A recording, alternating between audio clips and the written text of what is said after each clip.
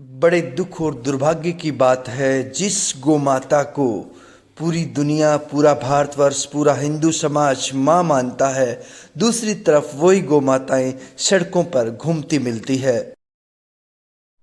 आज मैं हनुमानगढ़ से 50 किलोमीटर दूर धन्नासर गांव के पास जो आप गोवंश देख रहे हैं, ना जाने कितनी यहाँ पे गौशालाएं हैं, फिर भी गोवंश खुलेआम सड़कों पर घूमते हैं, कभी भी बड़ा हादसा करवा सकते हैं। ये है कि एक गाय और एक उसका बच्चा जो मेगा हाईवे के ऊपर, ये गाय आज शायद दूध नहीं दे रही, तो गोपालक ने, जिसने भी गाय का दूध पिया, जब तक गाय ने दूध दिया तब तक इसको घर पे रखा, और जैसे ही गाय ने दूध देना बंद कर दिया तो इसको बाहर निकाल दिया गया। कहने का मेरा मीन्स ये है, इंसान कितना स्वार्थी हो गया। अगर इसको घर से बाहर निकाले तो भाई मेगा हाईवे पे तो मत छोड़ो, कभी भी किसी भी निर्दोष इंसान का हादसा हो सकता है, गोमाता की जान जा सकती है, किसी इंसान की जान जा सकती है।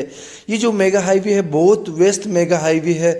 इसमें पंजाब, हरियाणा, यूपी, एमपी, गुजरात, बहुत सारे स्टेट इस हाईवे से होकर गुजरते हैं, क्योंकि गंगानगर अजमेर ये जो हाईवे है, जिसको गंगानगर जयपुर हाईवे भी बोला जाता है। तो मैं जितने भी तमाम मेरे मित्र हैं जो गोवंश रखते हैं, उनसे यही निवेदन करूंगा, अगर आप गाय को बाद में नहीं पाल सकते तो पास की किसी गौशाला में सुपुर्द कर दो।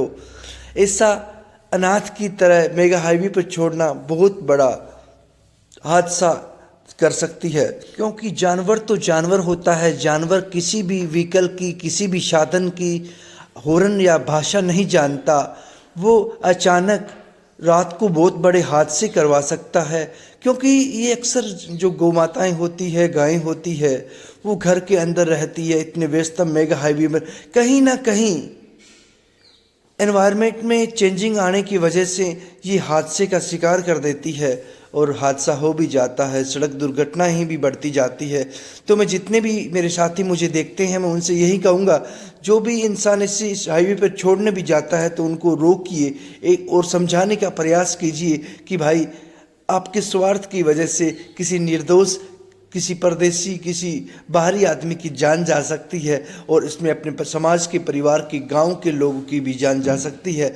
तो मैं यही कहूँगा आप पुनः, वैसे तो ये काम विशेष तौर से गौशाला वालों का है, क्योंकि गौशालाओं को बड़ी बड़ी सरकार के द्वारा फंडिंग मिलती है, समाज के द्वारा, के लोगों के द्वारा भी बहुत सारे गौशालाओं में दान आता है। तो जितने भी गांव में, जिस जिस गांव में आवारा गोवंश घूमते हैं, तो सबसे बड़ी जिम्मेवारी उन गौशालाओं की है। अगर आप इनको अपनी गौशाला में नहीं रख सकते तो भाई साहब गौशाला को बंद कर दो, कोई फ़ायदा नहीं है आपकी गौशाला चलाने का। क्यों चलाते हो गौशालाएं? ऐसे जानवर, ऐसी गायें जब सरेआम खुलेआम घूम रही है, बड़े बड़े हादसे होते हैं, तो बदनाम ये हिंदू समाज होता है, ये गौशाला ही बदनाम होती है। क्योंकि आप इतना पैसा इकट्ठा करते हो, सरकार इतनी फंडिंग देती है, कहाँ जाता है पैसा? या अपना खुद का घर भरने के लिए गौशाला चला रहे हो। बड़े दुख और दुर्भाग्य की बात है कि हर गांव शहर में आज गौशालाएं हैं, और उतने ही अनाथ गोवंश बाहर घूमते हैं।